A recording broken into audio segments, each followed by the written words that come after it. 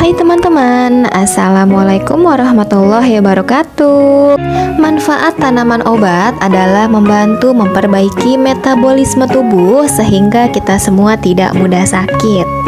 Lalu, apa saja sih jenis tanaman obat yang baik untuk kesehatan? Berikut ini adalah 12 jenis tanaman obat tersebut.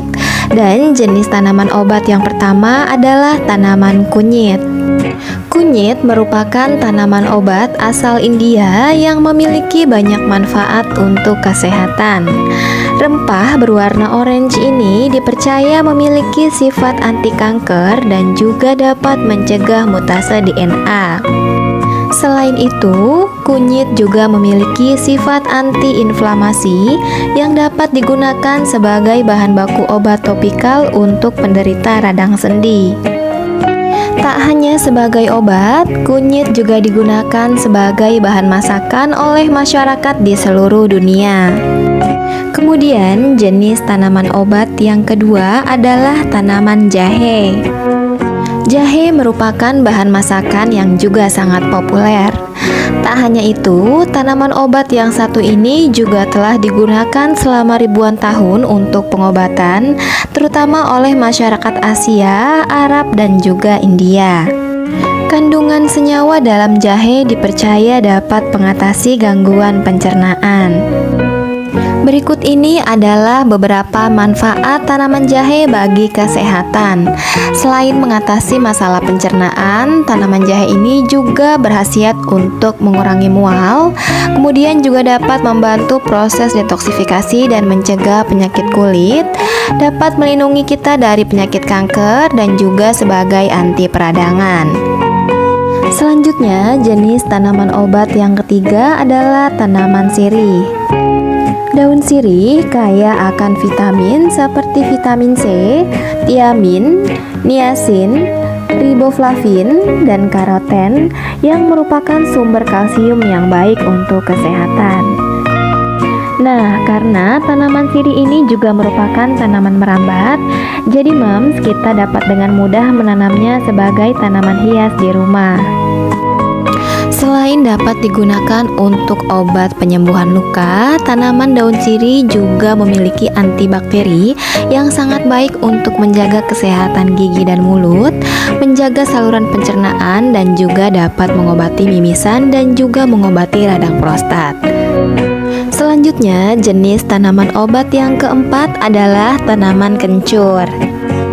Selain dapat digunakan sebagai bumbu dapur atau bumbu masakan, siapa sangka kencur telah lama dimanfaatkan sebagai bahan alami guna mengatasi kondisi tekanan darah tinggi.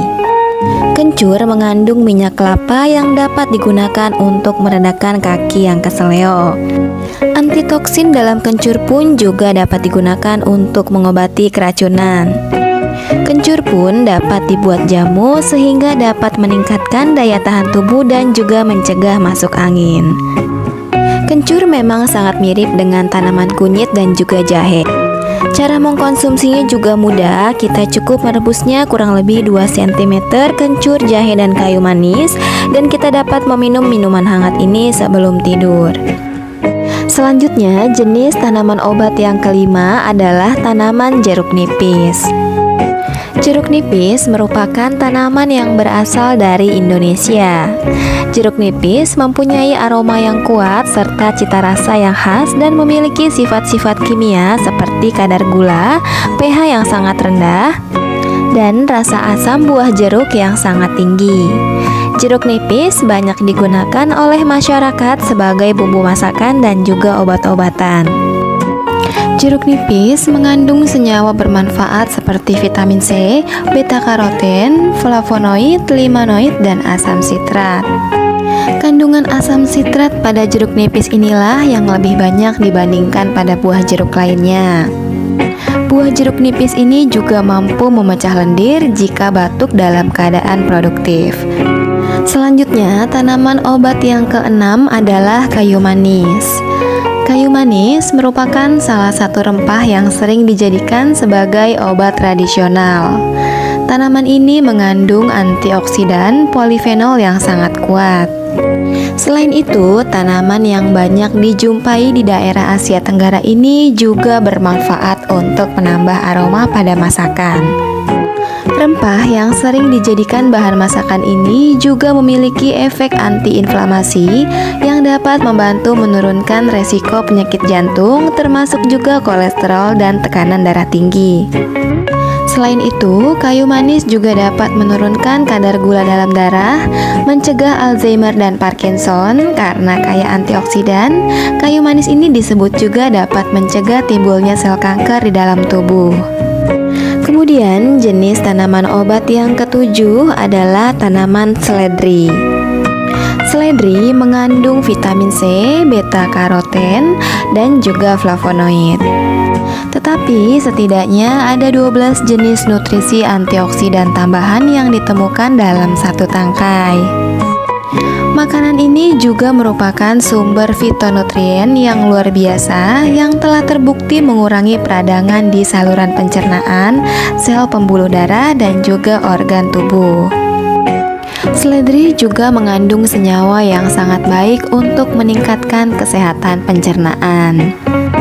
Seledri juga kaya akan vitamin A, vitamin K, vitamin C, dan juga mineral seperti potasium dan folat. Tanaman ini juga sering digunakan sebagai campuran masakan seperti masakan sayur sop. Kemudian jenis tanaman obat yang kedelapan adalah sereh atau serai. Serai adalah tanaman obat yang sering diolah menjadi minyak untuk pengobatan. Biasanya minyak serai ini juga digunakan untuk mengobati masalah kulit atau bisa juga dihirup sebagai aromaterapi. Sebuah penelitian juga menunjukkan bahwa tanaman ini merupakan sumber yang kaya akan flavonoid dan juga senyawa fenolik yang mengandung antioksidan. Tanaman satu ini juga antibakteri dan antioksidan yang efektif serta mengandung sifat antiinflamasi. Nah, sifat antiinflamasi inilah yang ada di dalam serai yang dipercaya dapat meredakan nyeri dan juga bengkak. Selain itu, tanaman ini juga dapat menurunkan demam, meningkatkan kadar gula dan kolesterol dalam darah, dan juga memiliki sifat antioksidan. Selanjutnya, jenis tanaman obat yang ke-9 adalah tanaman cendana. Kayu cendana biasanya sering digunakan untuk rempah-rempah atau juga bisa jadi campuran parfum dan juga aromaterapi. Jenis kayu ini kaya akan fitokimia seperti glikosida, minyak atsiri, flavonoid, senyawa polifenol seperti flavonoid, tanin, dan juga asam fenolat. Kayu cendana yang bisa juga digunakan untuk bahan dasar bangunan ini juga bisa digunakan untuk mengobati sakit kepala. Kita bisa mengoleskannya di dahi, hal ini bisa membuat rileks dan juga bisa menenangkan pikiran. Selanjutnya, jenis tanaman obat yang ke-10 adalah temulawak. Temulawak atau Curcuma santoriza ini juga merupakan tanaman obat yang bermanfaat untuk kesehatan. Rimpang ini memiliki bentuk seperti kunyit dan juga memiliki rasa yang pahit. Tanaman temulawak ini sangat terkenal untuk memperbaiki fungsi pencernaan. Selain itu juga dapat meningkatkan nafsu makan, memperbaiki fungsi hati sehingga bisa menyembuhkan penyakit liver dan juga serosis, menurunkan lemak darah, dapat mengurangi nyeri sendi dan tulang, menghambat penggumpalan darah, dan juga bersifat antioksidan. Kemudian jenis tanaman obat yang ke-11 adalah lidah buaya. Lidah buaya atau yang memiliki nama latin aloe vera ini merupakan salah satu tanaman yang cukup banyak ditemui di wilayah Indonesia. Memiliki bentuk yang unik yaitu tajam, memanjang, dan bergerigi seperti ini, sempat juga diperbincangkan menjadi salah satu tanaman hias favorit. Selain sebagai tanaman hias, tanaman lidah buaya ini juga memiliki berbagai manfaat untuk kesehatan. Di antaranya adalah mencegah tanda penuaan, dapat menyembuhkan luka, efektif melembabkan kulit, dapat menenangkan dan menghidrasi kulit, mengurangi inflamasi atau juga peradangan, dan juga sebagai media detoksifikasi alami. Kemudian yang terakhir, tanaman obat yang bermanfaat untuk kesehatan adalah sambiloto. Sambiloto atau Androgarapis paniculata merupakan tanaman yang mempunyai rasa yang sangat pahit.